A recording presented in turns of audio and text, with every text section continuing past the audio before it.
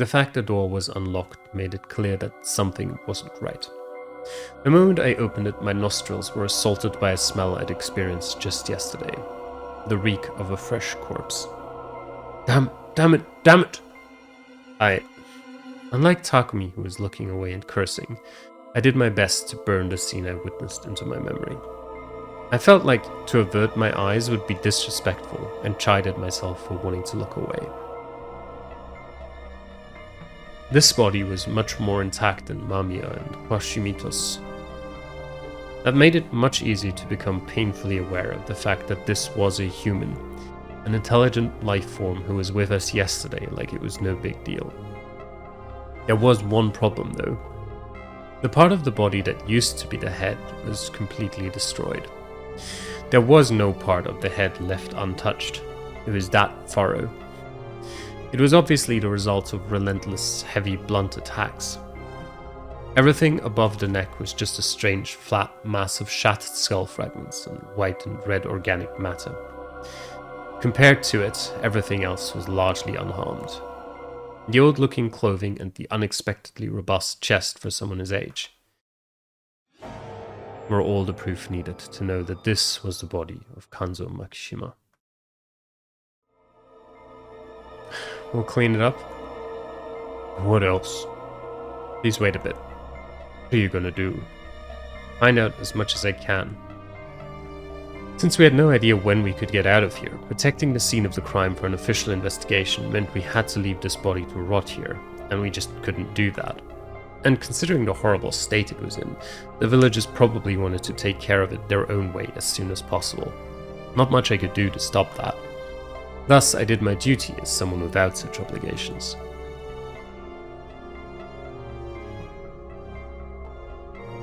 This corpse was completely unlike the ones from yesterday. While those two were destroyed completely, the damage on this one was focused on the head. The weapon clearly wasn't sharp. They'd used something blunt. The skin on his face was torn but not sliced apart, and the skull was shattered. This was caused by repeated blunt attacks on the head, so it could have been done by something that was not a wolf. It wasn't my job to picture whether there was some profound grudge in this. The only clear thing here was that the wolves killed him using something blunt, not claws or fangs. And it was obviously done with dedicated intent, not accidentally. At the very least, the entity that made this corpse wasn't the same as the one that made the ones from yesterday. It made sense if you separated them and assumed that yesterday's was the corruption and today's was the wolves. But the thing I'd seen when I was walking around at night that time had the appearance of a wolf, or rather a werewolf. If the werewolves were the one bringing the corruption, the tale all this was based on would make even less sense. If the corruption was Great Lord Shinai's, the mountain god's punishment, it would be weird for it to be delivered by the wolves. Holding back my nausea, I looked back at the corpse. Then I rolled back my sleeves and reached for the destroyed head. Hey, what are you doing? I'm pretty sure I'm wrong, but I'll still have a look. Decapitation meant body doubles. Mystery writing 101. If someone brought in and killed a person with a similar build to Kanzo's, then left him here, his death could easily be faked. Did Kanzo have a silver cap tooth in his lower jaw? No, he didn't. His voice was strangely forced. I looked at him and realized he was kinda pale. I might have overdone it. Still, I couldn't be soft in this situation. He was proud that he didn't need any crowns or anything despite being over 60. Why did you find one? No, I only asked to prevent any misdirection. It's a healthy set of teeth. What the hell? The lower jaw was mostly intact, while the upper one was destroyed along with the rest of the head. Despite that, I saw a hint of the old man in the eyebrows and the dark hair with streaks of grey in them. It was pretty clear it was the one and only Kanzo Makishima, so it was probably pointless to keep thinking about the way he was injured. My hands were all messy. I'd have to wash them later. The corpse aside, Kanzo was lying on some thin bedding, and there was no sign of a struggle. He was either instantly killed by the first attack, or knocked out, laid here, and then killed. Still, it wasn't a corpse that was easy to make. The situation here was peculiar. One point I found curious was the fact that Kanzo surely obeyed the shelter law and locked himself in. However, the lock on the door was still perfectly intact. So logically speaking, Kanzo had opened the door and let the culprit in. There was no sign of resistance, so it was probably done by someone he felt safe with. However, if this was a normal killing by the standards of the Feast of the Yomi Purge, then this was definitely made possible by something unnatural. Back to the situation at hand. The futon and everything around it were bloody, obviously, but there was another strange thing about the crime scene. The dampness. Some spots were really wet and clearly not because of the mist. It was like the murderer purposely spread some water here. Were they trying to wash away the blood splatter on them? But there was no point in doing it in front of the body. The footprints were faded. Were they trying to cover their tracks? They were still pretty visible though. It was more like they put bloody footprints on a futon and tatami that was already wet. The shape of the prints told me they weren't made by Western shoes, Japanese clogs, or wild beasts. They were just long ovals, reminiscent of those made by Zori sandals. There weren't many of them though. Most of the blood was absorbed by the futon. But from what I had, I could tell there was only one type of footprint. Find out anything? Nothing special. Nothing special. I thought so. You don't specialize in this, do you? Sadly, no. All I knew was that the culprit was a very dangerous human. As I washed my hands, Takumi removed the sliding door and put Kanzo's remains on it. He covered his destroyed face with a nearby hand towel and prepared to carry it. You take the other side. Got it. We lifted it up and yeah, this was definitely a job for two people. We went out into the mist. Are we throwing him into Saranaga? That's what Ba would want. Because he'll be corrupted if we don't. Yeah. A voice devoid of life. I couldn't call out to him. Pushing him any further was dangerous. I could tell by the air about him. It's my fault. Why? Because I messed up in the feast. That was entirely possible. This proved he was aware of it himself. I would have said that, but it felt wrong. I don't know much, but I think you are trying to do your best. But what's the point if I mess up like this? And you need to make up for it. I think you'll have to be the one who leads Yasumizu now.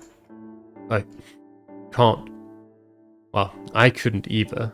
I was just an outsider, so I had no idea how to console him. Feeling powerless, we approached the dining hall. We'd pass by here and go straight for the graveyard. Oops. Tai Yamawaki had come out too. She was in the midst of prayer. Kaore Oribe was standing next to her. She looked completely out of it. Rikako Uematsu was covering Meiko's eyes and looking straight at me. Haru, Kanzo's actual granddaughter, was watching her grandfather's corpse with an intense expression. It probably wasn't good to make any assumptions here, but I couldn't help it. I felt like her expression was full not of unbearable sorrow, but of anger, hatred, and disgust. I'd never seen them have a nice chat, so I wouldn't have been surprised if they didn't see eye to eye. But still, I'd have liked it if she made a different expression, if only for this moment. I only think that because I was an outsider who didn't know shit. It wasn't good to make assumptions. Shit. Why was I in this position? Just how much could I even learn in my position? But as it turned out, I was still underestimating the situation. Can't find Yoshi anywhere. We met Chiemi on the way to the graveyard. Oops. She and the two high school guys were still searching, but the mist made it extremely difficult. We told her we'd join once we buried Kanzo's son and picked up our pace. The graveyard wasn't that far. Yasumizu wasn't very big. It only felt like it because of the mists or the load. I'd completely forgotten about him. He was alright too, huh? I had no idea why, but he was looking at us, clapping and laughing. That meant that Yoshitsugu Oribe was the only one we hadn't seen yet. I was told there'd be only one. The wolves were supposed to kill only one person per night. Not saying a word, I hurried to finish the job. That led us to finding him early. Yoshitsugu was on the shortest path to the cliff, in the grass of the graveyard, though Takumi had only noticed him by chance. That was how deep in the grass he was, and how many pieces of him there were. It reeked of death too, but it was mixed with the smell of trampled grass and a strange beastly odor. Maybe not all the blood around here was his. Unlike Kanzo, he left clear proof of a tough battle and intense pain. Yoshi, you had guts. Takumi's voice was shaking. He picked up a soccer ball-sized object. Half-eaten and basically a shadow of what it used to be, it clenched its teeth even in death. Can I? Takumi gave it, Yoshitsugu's head, to me, and I put my finger in its mouth. I was curious about what was stuck in there. What I found was a clump of beastly fur. He literally fought tooth and nail, resisting until the very end. That's kind of what I've been thinking. Or what I kind of alluded to in the beginning, that Kanzo was not killed by a werewolf, by a beast. Kanzo was murdered by a human. For what reason? I don't know. Obviously, the being that brought the corruption. Or the, being that brought the corruption. Maybe the werewolf is actually the being that brings the corruption. And instead, like the wolf in quotation mark, can't actually do anything like transform. They're still just in their human form when they have to do the killing. It didn't take long for the news of Yoshitsugu Oribe's death to spread across the village. I'd heard that the pain of losing one's child was beyond any description. Even so, Kaori Oribe broke down so badly it felt abnormal. The mild-mannered woman became a mad beast. We had to band up to keep her from running to where we found Yoshitsugu's corpse. We'd already gathered it up and thrown it into Saranaga after all. Takumi kept the tuft of the boy's bleached hair, which he gave to Kaori. She instantly put it in her mouth. Okay? Through her wailing and choking, she did her best to chew and swallow it. It was a wretched, gloomy, and miserable sight. Though it might have been an act born of ultimate motherly love. Whatever the case, no matter the shape, it was too late to try and bring her child back into herself, not to mention absurd and pointless. That was how it looked in my eyes. Let's begin the feast. We gotta do something about the one who killed the old man, Yoshi. His words got the attention of basically everyone present. But they didn't reach the sobbing mother and her oldest son, who was gently consoling her. Yoshitsugu. Why did he have to go against the laws?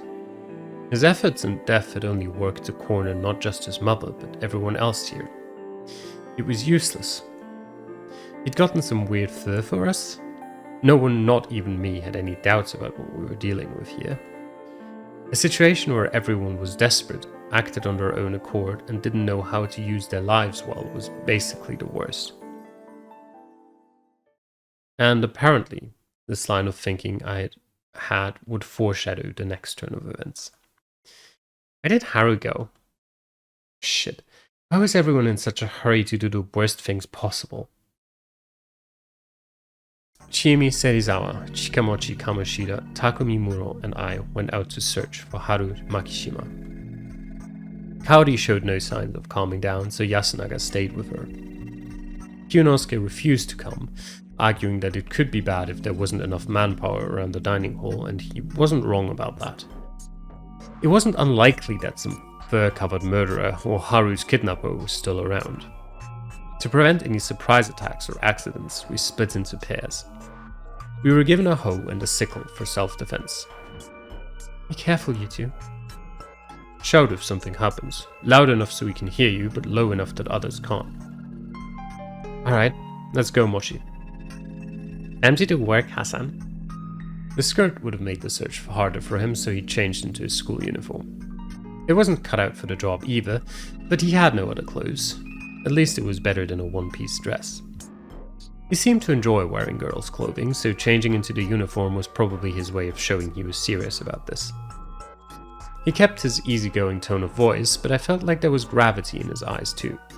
He might have been pretty shaken. Haru. We walked around Yasumizu, shouting until our throats became dry. We checked every bush, all the patches of tall grass, and behind every tree. We even searched the water around the paddy fields, but it didn't feel like we were any closer to finding her.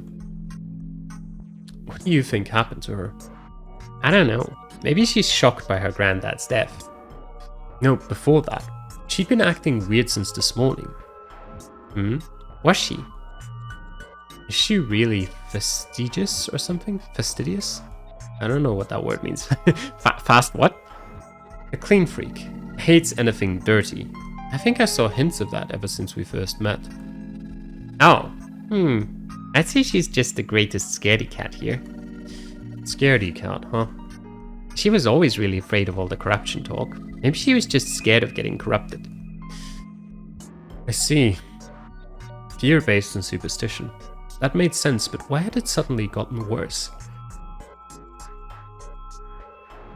What had happened last night? That's why I don't think Haru could kill anyone if she was a wolf. Is that what you think? I don't know if she is one or not, but I really don't think she could if she was. How prudent.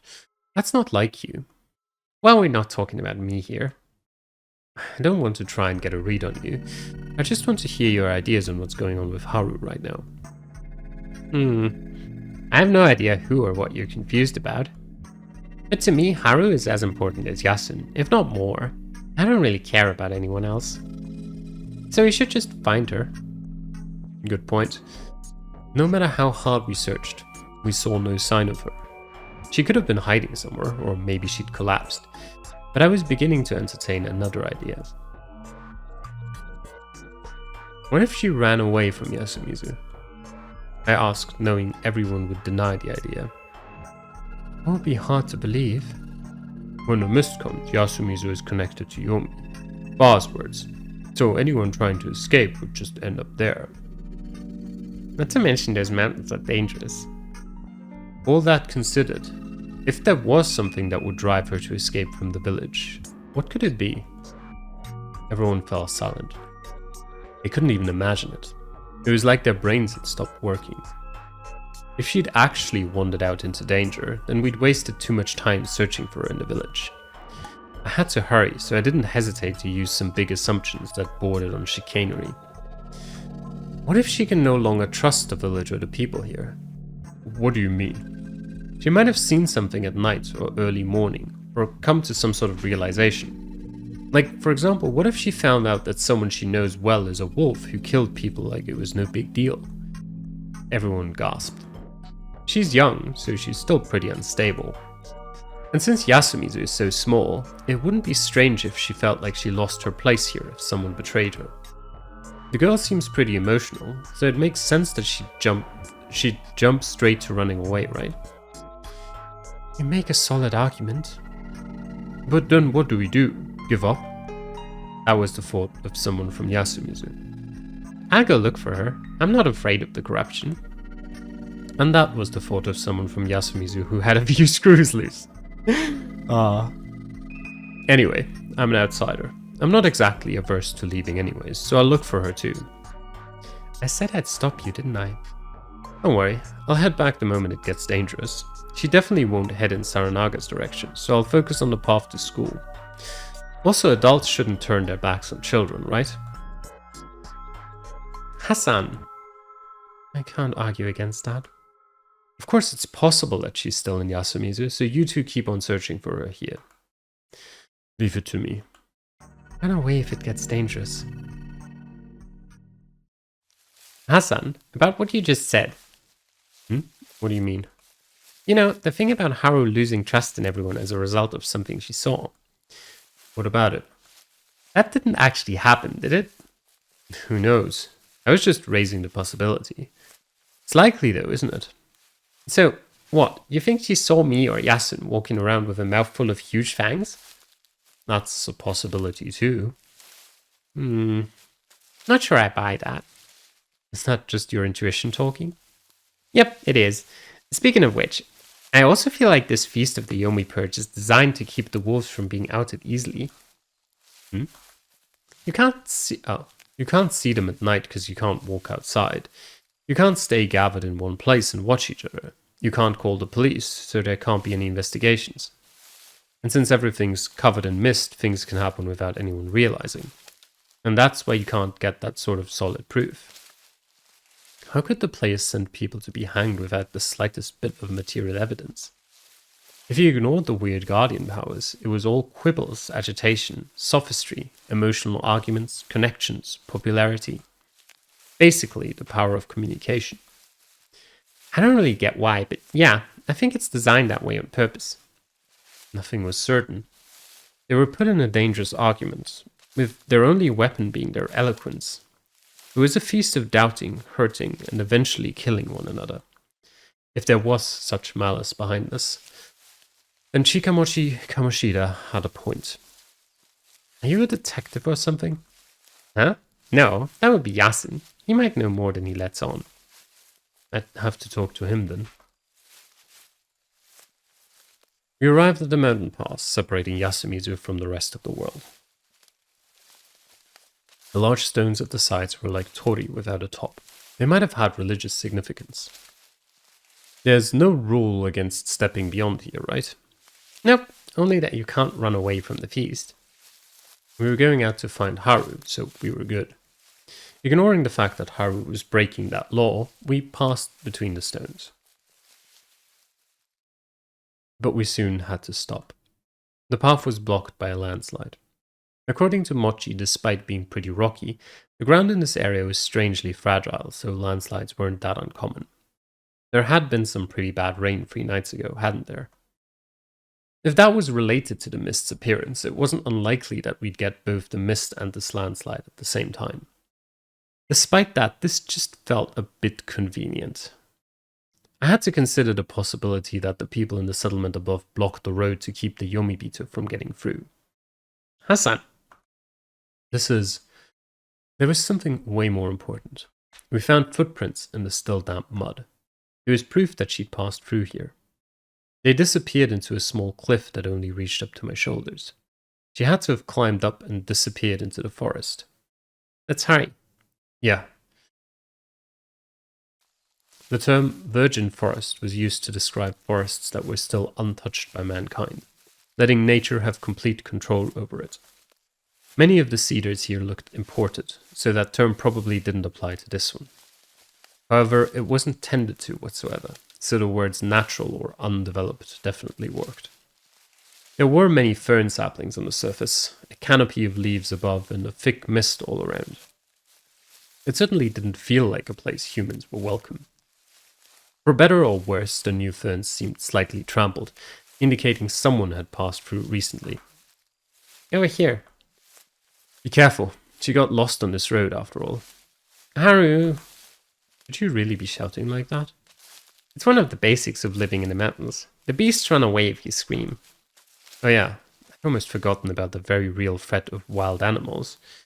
I realized I'd lost myself in the mood and became kinda embarrassed. Haru!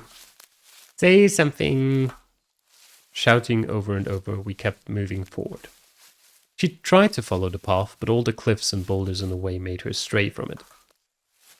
10 minutes later, we'd lost all sense of direction. Yep, this place really was dangerous. Could we really find her? And even if we did, wouldn't it be too late? I was reminded of Yoshitsugu Oribe and his cruel fate. Were we about to lose yet another life? As my thoughts turned to that very real possibility, I heard some weak weeping. Haru! Mochi, stay away. Are you alright? Please, don't come after me. I had a bad feeling about this. Something really bad might have happened to her. Wait up. Hey! Shikamochi went after the voice with no hesitation. His body was quickly buried under all the plants and mist. Give me a hand, Hassan. His lack of hesitation felt dangerous in some way. Was I just imagining it? Anyway, I went after him and quickly caught up. It hurts. It hurts. Haru Makishima was buried under all the greenery. It's her leg.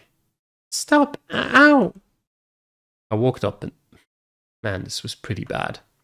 Her leg was all covered in blood. Her shoe and foot were pierced by a sapling that was broken right at the bottom. She stepped on this. Can we break it off? Nope, you gotta pull it out. That'll open the wound. There's some lawn marsh, pennywort, and chameleon plants here. Let's close it with them. Can do that?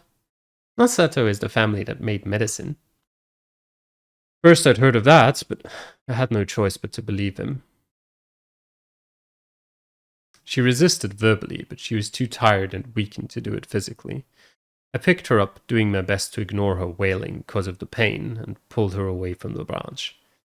Shikamochi quickly took care of her wound and used a handkerchief to stop the bleeding. Let's go back. Can you carry her? Of course. You sure you don't want to do it, though? Who knows? I just don't have the build for it. I thought of saying that Haru would have preferred him, but she was barely conscious thanks to the pain.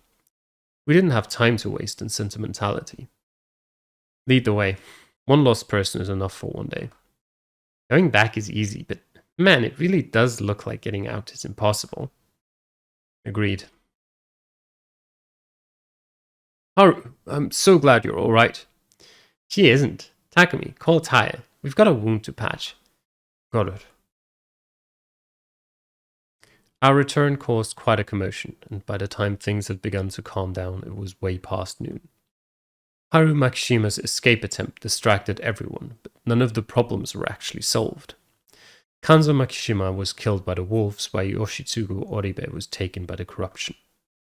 Yoshitsugu's death was especially problematic. Each meaningless death was yet another obstacle against resolving the feast. Even if they picked and hung someone during the day, it wouldn't guarantee that there'd be one less wolf. It was way more likely that they'd get rid of an innocent. Even worse, the wolves in the group would most likely try to leverage the hangings in their favor. They'd claim to be innocent while casting doubt and blame on the other survivors. To win, the humans needed to do their best to see through such trickery and identify the wolves, possibly even making them confess. That was how I saw it anyway, and I was the one with the least info here. With that in mind, all humans who died by breaking the rules were actually doing the wolves a favor. If she'd actually disappeared, I'd have said the same about Haru Makishima, assuming she was human anyway. Perhaps someone encouraged them to break the rules? If that was the case, the wolves were ruthless, knew the rules well, and were steadily advancing toward a complete victory where all humans lay dead. That would be someone influential or a player who's invaluable to the humans. That would be Kanzo or Yasu. And just as we'd feared yesterday, the wolves had silenced one of the most important people in the feast. It was hard to believe they'd chosen him just because they were scum or because they didn't like him. The situation was really bad. Another thing to note was that Yoshitsugu Oribe's death greatly affected Kaori, who was responsible for everyone's meals. That was a major problem. Good work, everyone. Yes, When she tried to give us tea once we returned from the search, her face was pale and she was shaking like she was having a seizure. Despite her attempt to carry on as normal, her composure was in pieces. It was so painful I could barely watch. Takumi should have been supporting her, but he was just gloomily hanging his head. In the end, Chiemi had to lead Kaori back to her room and stay at her side. I could only hope that was enough to calm her down. However, it was nearly time to do the inevitable. I recall you saying that we should start today's feast. Now is as good a time as any, don't you think? Yonosuke addressed the downhearted people gathered in the dining hall.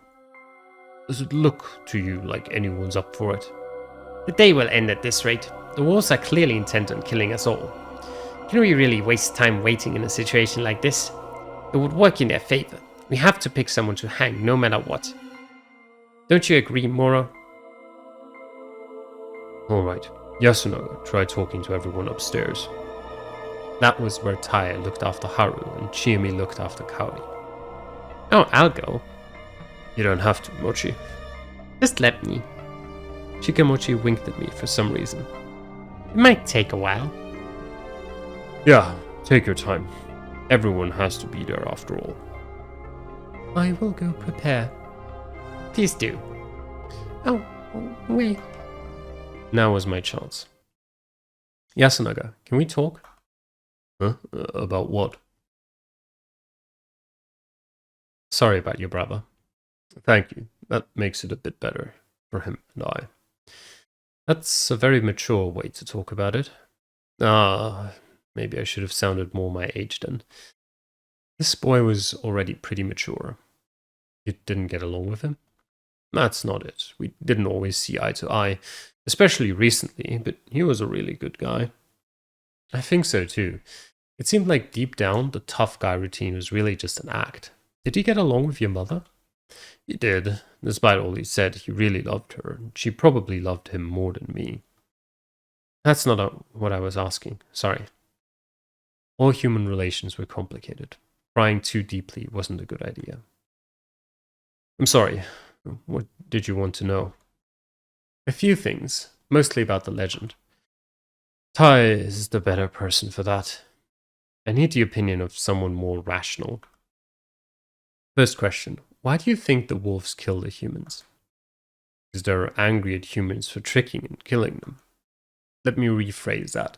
Why do the people given the role of the wolves suddenly become able to kill their friends and family with no remorse? Huh?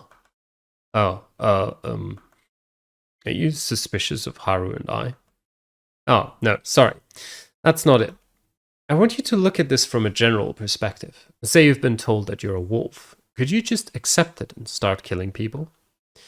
No way. Exactly. No way you could. Of course there are those who could, but most couldn't, either out of fear or guilt. Mochi is a good example. The people here are afraid of certain things, but they do have lines drawn in the sand. If the lives of those they care about are on the line, they won't hesitate to face the corruption and the wolves. It's only because Mochi is special. He's a genius. Genius? Yes, he can easily make predictions and decisions normal people can't, and he'll readily throw away anyone or anything he doesn't care about. Everyone else thinks he's just weird, but I think he's a genius. I see. I think I agree with you there. But anyway, what I'm saying is that you people aren't the types to magically become murderers just because of some corruption. Of course there would be people who'd do it, because the corruption would come for them if they didn't, but even they wouldn't do it without hesitation. But the wolves we're dealing with aren't hesitating at all. I don't know where you're going with this, but I think it depends on the personality of whoever the wolf is. It would be easy for people who never had any aversion to killing. But there are two wolves, right? Yeah, it seems that way. I see. Let me ask you this, then. Does Yasumizu have more than one person that capable of murder? One psycho in a group of people I could see, but two seems pretty unlikely. I think a better assumption is that there's some way to turn even an ordinary person into a ruthless killer. If that isn't true, the lack of infighting doesn't make sense under the current circumstances. You put it like that. This is just something I heard from a teacher at school, but You could do it by giving them something to fight for, couldn't you? Hmm? Basically, you need to make them think that they're doing the right thing. That the wolves are doing the right thing. See, that's an interesting way to look at it. It's how countries convince their people to go to war. Yes, that's what the lesson was about. But I think that your perspective is a bit flawed. What do you mean? For example, most of the girls in the settlement are timid and prefer to leave the big decisions to the men. Even Haru is like that. So, if the wolves are a man and a woman, it's entirely possible that the man's taking the lead and doing the killing, while the woman is just following along. Also, for all we know, the wolves could be arguing all the time, and they just didn't happen to hesitate in killing this one time. Yeah, good point. But I do think that there's some secret to why this feast lasted so long. Traditions like these usually die out. It makes me think that there must be a way to ensure the killings continue. Your idea is certainly interesting. I don't think you should call it interesting, not in a situation like this. Now, sorry about that. That was insincere of me. Let me ask you one more thing then. Go ahead. I was working under the assumption that nothing particularly strange is happening here. What about you? Do you think there's something mysterious going on? I don't want to believe it, but I think there is. Why is that? Did you see a god or monsters or something? No, it's hard to put into words, but the fact that the mist appeared when we had a whole 4 outsiders here made it feel like there was a higher power at work. No matter how I look at it, I don't think mist like this could have been produced by human hands. Not to mention that it's strange how the wolves can enter sheltered houses and kill the people there. There's also the fact that if one of us killed someone, you'd see a change in their behavior, or some evidence would be left behind. We can't explain those things, so yes, I do think there's something mysterious going on. Oh, I see. Alright, sorry for asking such a weird question. By the way, who do you think are the wolves? Haruaki Fuzashi. He cut me off with a stern voice. Sorry, but that is something we talk about in the feast. You don't have the right to ask that. Oh, my bad. Listen, we'll have to hold a feast to decide which one of us we should sacrifice today. It's important to propose who we think is suspicious, but it's also very dangerous. Something we said outside of the feast could be used against us and become a fatal mistake. The fact that you asked me that makes me feel like someone's maliciously using you against me. Please stop. Good point. I'm sorry, really. Oh, but now, I won't blindly believe that you're an ill omen, but I won't stop suspecting that you're involved somehow. If I ever find out you had something to do with Yoshitsugu's death, I'll... You're what? He glared at me. I'll have to avenge my little brother. I see. Of course you would. I'll just head to the cage and do my best to be as unsuspicious as possible. Oh, you shouldn't do that. Why? Today's feast might drag on until evening. It might be too late by then. You should go to your room in the dorm and ask someone outside to block the door handle with a stick. I see. Good idea. This boy was really smart. If Takumi Muro was a site foreman type, he was the manager type. I could see a talent for using people. Can I ask something too? Of course. Do you like Chie? Well, From a political standpoint, I should say no, but yeah, she's likable. I see. Well, she seems pretty available, so she'd probably date me if I or anyone else asked. Oh, are you being considerate of me? I had a feeling that Mochi told you something weird. It's not like that. What I felt for her is a thing of the past. She was the only older girl around these parts, so I was attracted to her, that's all. This place was gloomy and serious, and she was the only free-spirited person here. She's as amazing as Mochi. Saying she was a rascal. Yes, so much so that she almost killed someone. Hold on. Well, it was an accident. Though it's strange you think she's available. She is actually pretty shy. Is she now? Or maybe she just changed a lot during her 3 years of college. So, yeah, I've already gotten over her. Now I feel like you're the one being weirdly considerate. That's not healthy, you know? It's all good if you like her. This is hardly the time or place for that.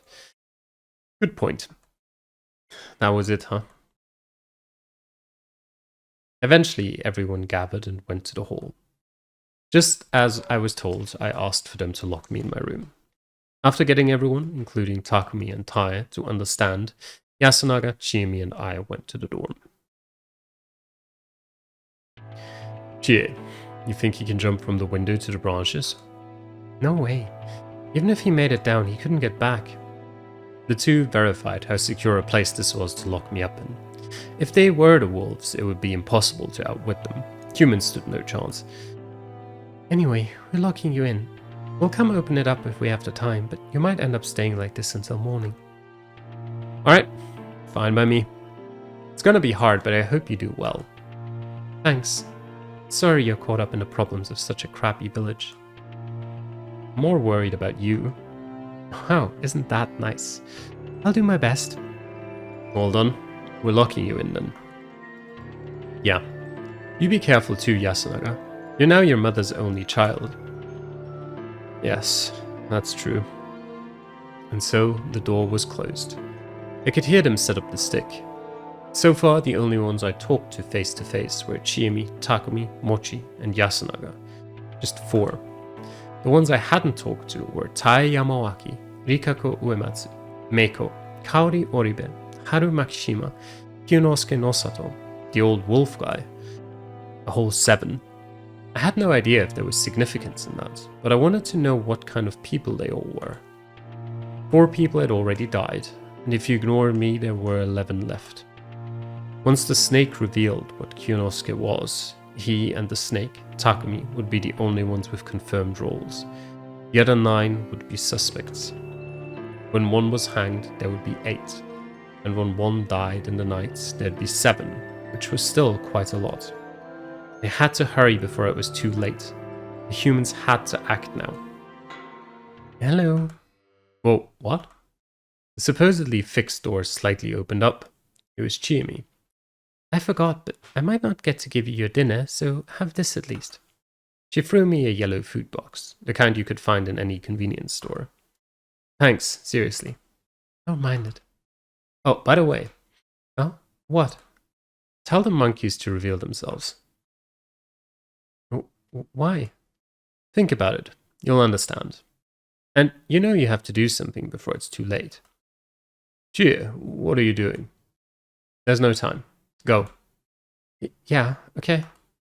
She closed the door and put the stick back. Alright, what next? Alright, and with that, I think we'll end it here before we get into the feast and potentially the first hanging next episode. So, for now, thanks for watching. Hope you enjoyed, and I will see you all next time. Till then, bye bye.